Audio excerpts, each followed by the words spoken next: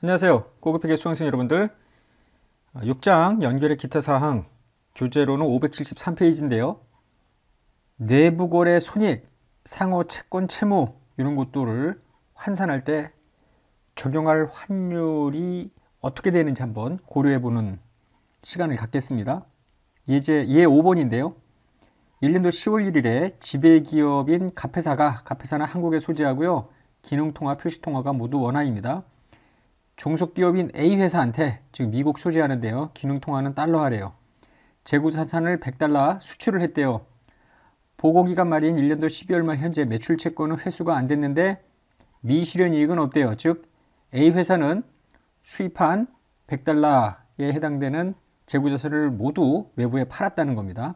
관련 환율 10월 1일, 12월 말일, 10월 1일부터 12월 31일까지 평균 환율이 각각 1050, 1080, 1060입니다. 이 거래와 관련해서 두 회사의 재무제표에 표시되는 기능통화금액, 표시통화금액 어떻게 되는지 살펴볼까요? 먼저 갑회사입니다. 10월 1일에 분계를 할 거 아니에요. 차변의 매출채권, 대변의 매출 분계를 하는데 기능통화는 원화라고 했습니다. 100달러에 거래일 환율 1,050원을 곱하여 10만 5천, 10만 5천 이렇게 분계를 했겠죠. 12월 31일이 됩니다. 12월 31일자 재무제표에는 매출 채권이 100달러의 기말 환율로 환산을 해야죠. 보고기간 환율. 화폐성 항목이기 때문에 그렇죠. 그래서 10만 8천, 3천만큼 증액을 시키면서 그 3천은 당기손익으로 들어가는 환율변동 손익입니다. 매출은 그대로 10만 5천이겠죠. 기능통화, 표시통화가 같으니까 표시통화로, 즉 원화재무제표에는 각각 매출채권 10만 8천, 매출 10만 5천 이렇게 들어갑니다. A회사로 가볼까요? A회사는 10월 1일에 매입을 합니다.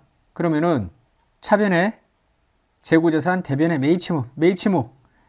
차변에 재고자산인데 재고자산은 곧 다 실현되는 거니까 그냥 매출원가로 미리 뽑아 놓았습니다. 100달러 기능통화.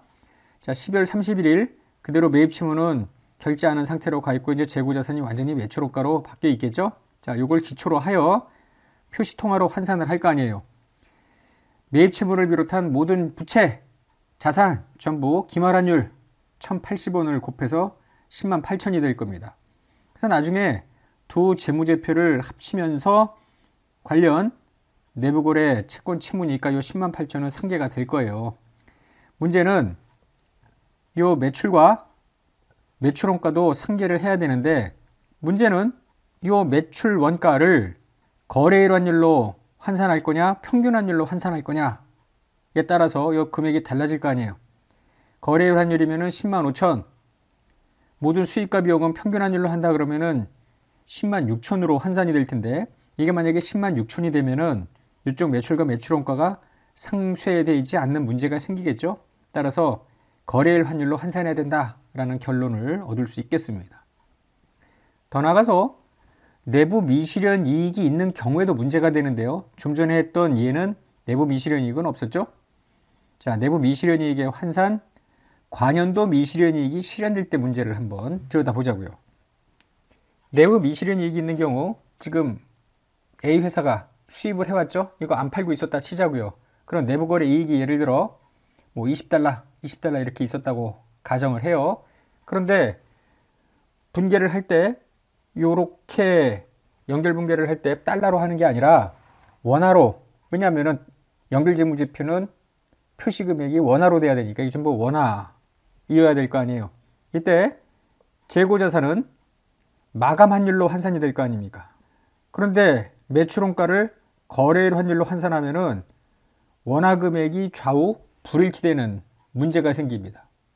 그래서 재고자산을 마감 환율 대신에 거래일 환율로 환산함으로써 양자의 금액을 맞추는 것이 필요하겠다라는 거예요. 물론 이런 내용은 IFRS에 명시적으로 나와 있지는 않지만 논리적으로 생각을 할 때 매출원가에 재고자산을 맞추는 것이, 그러니까 매출원가 금액하고 재고자산 금액 요거를 같게 하는 것이 타당하겠다라는 것이 저자의 판단입니다. 한편 관연도 미실현 이익이 실현이 될 때 매출원가 이익여금 이렇게 하잖아요. 관연도 이익이 아니라 당기 이익이다. 즉 요게 실현이 됐다라고 보는데요. 매출원가에다가는 당기의 환율, 여기서 단기 환율이라는 것은 단기 실현된 그 순간의 거래일 환율 내지는 단기 평균 환율, 이 경우는 관연도 환산 시에 적용한 관연도 환율로 환산을 한다면 역시 대차 불일치 문제가 생긴다라는 건데, 해결하는 방법은 둘은 같아야 되니까 요 대변의 매출 원가를 차변의 이익여금과 같은 금액으로 요놈이 이쪽으로 가서 실현이 된 걸로 보는 것이 적절하겠다라는 의견입니다. 교재 576페이지 3절입니다. 토픽을 바꿔볼까요? 이연법인세를 고려하여 연결재무제표를 만들어 보자는 겁니다. 우리가 1장에서 합병을 할 때도 이연법인세를 고려하지 않고 합병분계를 하다가 어느 순간부터 그럼 이연법인세까지 고려하여 합병을 해보자, 합병분계를 해보자, 뭐 이런 연습을 해본 적이 있는데요. 자, 1장을 한번 리마인드 해볼까요? 합병의 사업결합에서 이연법인세 인식 문제가 왜 나오느냐?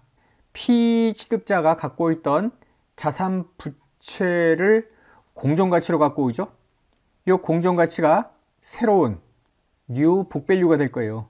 그런데 세법에서는 올드 북밸류, 즉 공정가치가 아니라 그 전, 공정가치 평가 전 올드 북밸류가 세무기준액이 될 가능성이 높아요. 무조건 그런 건 아니지만. 그래서 두 금액 간의 차이가 생기고요. 이런 자산 부채의 두 금액 간의 차이는 언젠가 사라져요. 외부로 매각해서 사라지든가 상각이나 손상이 돼서 사라지든가 언제고 사라집니다. 그래서 합병할 때 존재한 요 차이는 일시적으로만 존재합니다. 일시적 차이. 이런 일시적 차이는 미래 과세소득의 차이를 주게 되고요. 미래 세금을 더 내거나 덜 내게 합니다. 따라서 미래 세금을 더 내게 할 것 같으면은 이연법인세 부채, 미래 세금을 덜 내게 할 것 같으면은 이연법인세 자산을 인식하는 것이고요. 이 차이에 대해서 이것도 식별 가능 부채, 식별 가능 자산의 일부로 포함을 시키는 겁니다.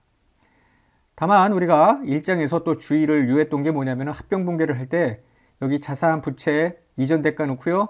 여기에 영업권 곧 윌이 들어가지 않았어요. 영업권은 자녀액으로 결정이 되는 것이었습니다.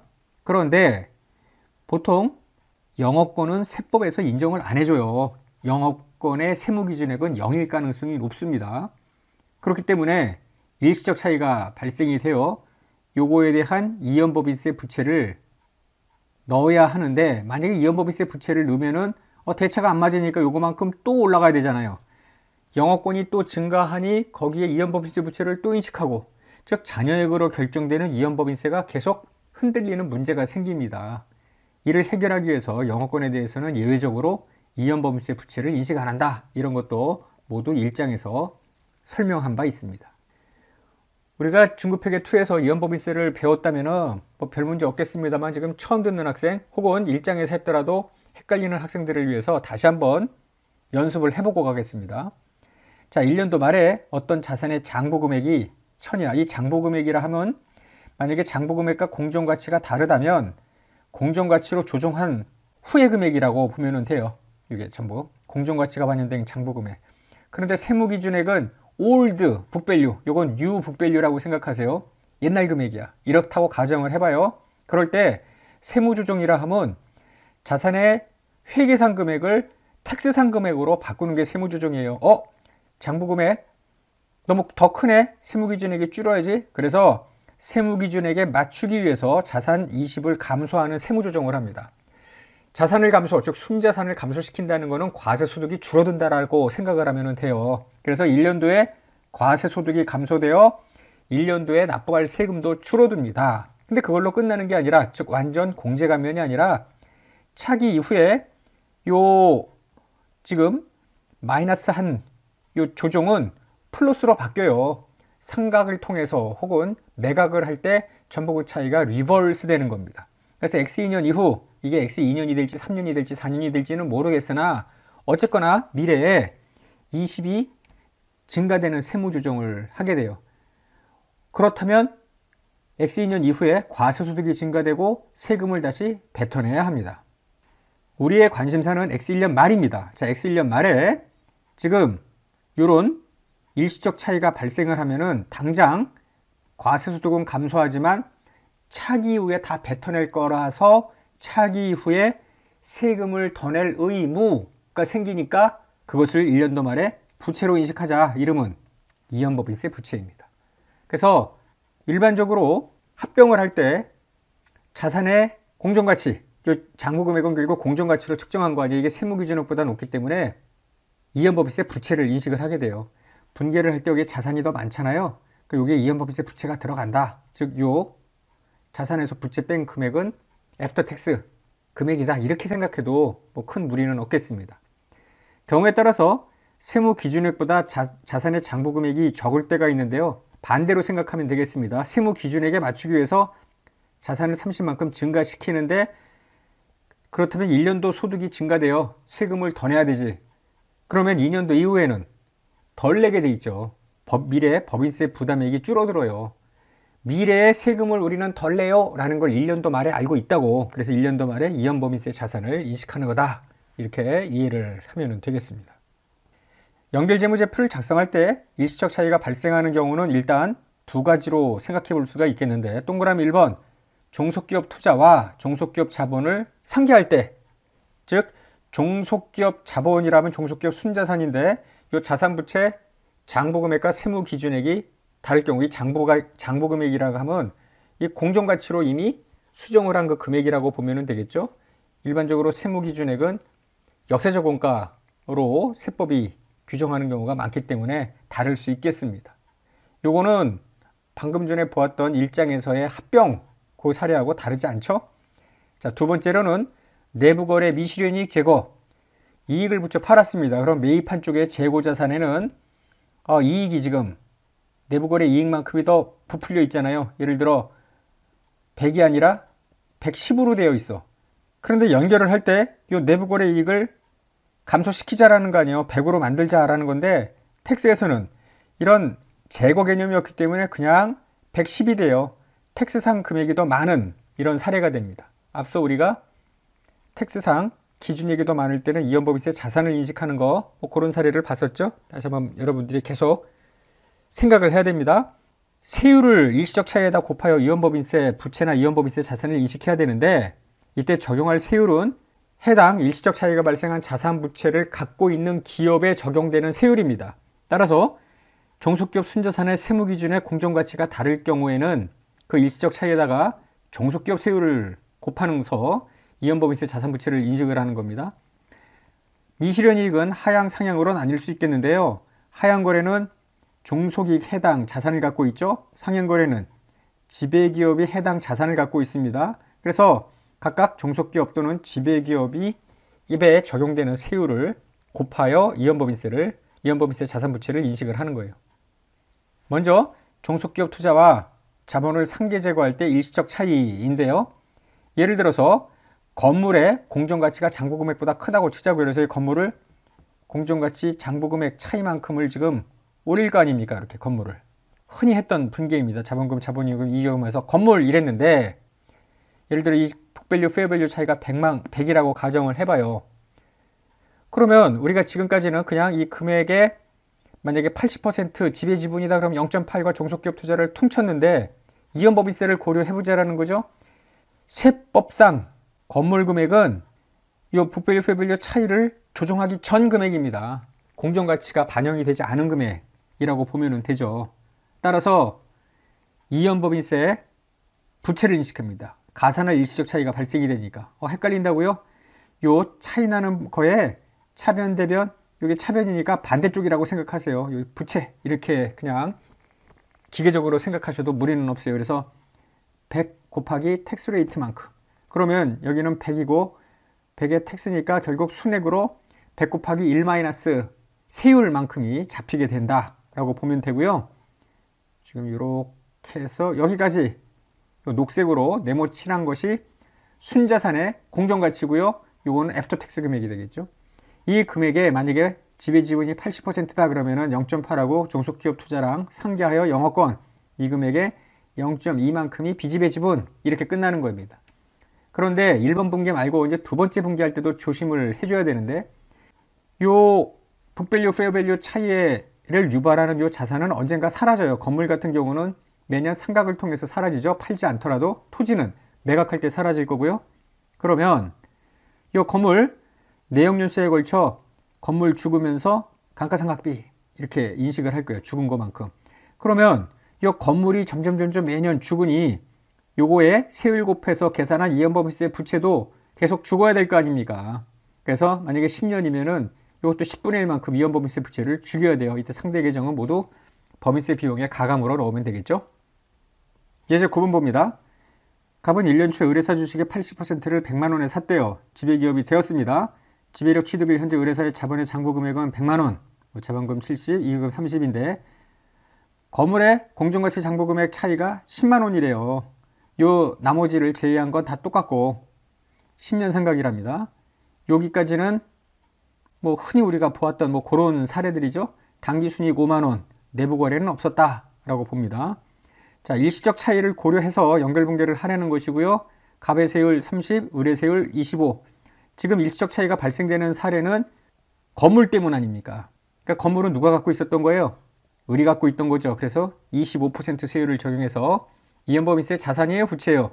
자, 분개할 때요 건물만큼 차변에다 넣을 거 아니에요. 그러면은 애프터 텍스 금액만큼 들어가야 되니까 건물은 전체고요. 요거에 25%만큼 이쪽에 넣어야지 0.25만큼, 그래서 0.75만큼 들어가게끔 이연법인세 부채가 된다. 이렇게 기계적으로 생각해도 무방합니다. 자, 분개해 볼까요? 자본금, 이익여금, 건물. 자, 기계적으로 건물의 25%만큼 이연법인세 부채하면은 건물은 애프터 텍스 0.75만큼 들어가는 형국이 되죠. 따라서 요거만큼이 법인세 효과를 고려한 종속기업 자본의 페어밸류가 될 테고요. 이 중에 80%하고 종속기업 투자를 통쳐서 영업권 20%가 비재배 지분 이렇게 됩니다. 그 다음 할 일은 이 건물에 대한 일시적 북밸류, 페어밸류 차이가 소멸되는 거죠. 10,000원씩 지금 감소가 되면서 여기 비용 이렇게 들어가요. 그럼 비용도 1 텍스 레이트 순액으로 들어가니까 건물 죽을 때 이연법인세 부채도 10분의 1만큼 죽고 법인세 비용입니다. 결국 비용도 75% 비용만 들어간다 이렇게 보면 되겠습니다. 자, 마지막 분계 당기순이익 5만에 비지배 지분 20%가 가야 되는데 이미 우리가 3장에서 했던 대로 이런 감가상각비 조정이 있으면은 여기에 빼줘야죠. 그러나 세후 금액으로 들어가야 된다고. 결국은 75%에 해당되는 비용이 조정된다라는 것을 알 수가 있겠죠. 일시적 차이를 고려한 경우고요. 고려하지 않은 경우는 3장에서 보았던 그 내용입니다. 전부 다 어떻게 보느냐면은 1년 현재 순자산 장부 금액의 공정가치 10만 원 이후에 조정 10,000원이 들어가죠. 여기 때 모두 다 세후 1 텍스 레이트 한 것만큼이 곱해진다라는 것이 일시적 차이를 고려하지 않은 경우 비지배 지분 잔액 계산과의 차이점입니다. 복습할 때 살펴보기 바래요. 자, 일시적 차이를 고려해야 될 두 번째 사례로는 내부 미실현이익이 있는 상태이죠. 자, 재고자산 미실현이익이 100이 있다고 가정을 해봐요. 그러면은 재고자산이 과대 표시됐잖아. 100만큼 죽이고 매출원가 이런 연결조정 분계를 하는데 텍스에서는 죽일 이유가 없는 거거든. 그냥 뭐 이익을 붙여서 사든 뭐든 가지고 있는 그 금액 지급할 때 나갔던 그 돈 원가로 인식하는 것이 세무기준액, 재고자산의 세무기준액이 되는 겁니다. 따라서 이 경우엔 반대로 재고자산 이 대변에 뭔가 자산이 있으면 이쪽 반대편에 1 텍스 레이트 한 것만큼 25%라면은 25만큼 이연법인세 자산을 인식을 하는 거예요. 결국 손익도 순액으로 잡히는 겁니다. 일시적 차이가 발생한 자산 또는 부채를 가지고 있는 기업에 세율을 적용하는 겁니다. 상향 거래라면 지배기업, 하향 거래라면 그 자산을 종속기업이 갖고 있죠. 그래서 각각 지배기업, 종속기업에 적용되는 세율을 곱하면 되는 거죠. 예제 10번 볼까요? 앞에 예제 9번의 좀 변형인데요. 갑은 주식, 의뢰사 주식 80%를 100만 원에 샀고요. 지배력 취득일 현재 자본금 70, 잉여금 30. 이거 앞에 문제랑 똑같습니다. 건물 잔존행수 10년 잔존가치 없이 정액법 생각하는 이 자산의 공정가치가 장부 금액을 10만 원 초과하고 나머지는 전부 같대요. 요걸 더 준 거예요. 앞에 예제 9번과의 차이인데 갑이 을에게 원가 3만의 재고자산을 갑이 을에게 즉 하향 내부거래죠. 3만원의 재고자산을 5만원에 팔았대요. 따라서 내부거래 이익은 2만인데 의뢰사는 매입한 재고 중 40%를 안 팔고 있더래. 그러면 곱하기 0.4 해서 8천이 하향거래 미실현이익인데요.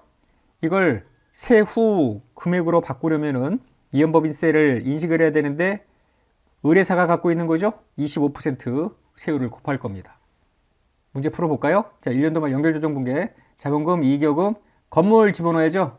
이때 건물에 세율 곱한 것만큼을 1이 가져가서 대변적 이연법인세 부채 25%입니다. 의뢰사 세율로 넣어줘야죠. 그래 놓고 나서 의뢰사 지배력 취득 시의 순자산의 공정가치가 애프터텍스 25,000 뺀 금액하고의 0.8 100만원과 차이 14만원, 나머지 금액 20%가 빚집의 지분. 한편 이 건물은 10분의 1씩 죽어야죠. 그래서 만원, 그리고 감가상각비. 이때 건물이 죽으니까 이연법인세 부채도 10분의 1만큼 죽으면서 법인세 비용 이렇게 들어갑니다. 내부거래가 있었네. 그래서 매출원가 총액으로 일단 죽이고 나서요. 미실현이익이 8천이 있다고 했죠. 따라서 매출원가, 재고자산 이런데 텍스 입장에서는 재고자산을 죽일 이유가 없는 거예요. 그래서 이연법인세가 발생을 하는데 자산, 이연법인세 자산이니까 부채인가? 그냥 기계적으로 보세요. 여기다 자산을 넣었으니까 반대 방향에다가 이연법인세, 차변이니까 자산이죠. 상대 계정은 법인세 비용. 결국은 미실현이익을 제거할 때 애프터텍스 0.75만큼이 잡힌다 이렇게 보면 되겠습니다. 자, 마지막 분계 종속회사 당기순이익 중 빚집의 지분 해당 얘기인데요.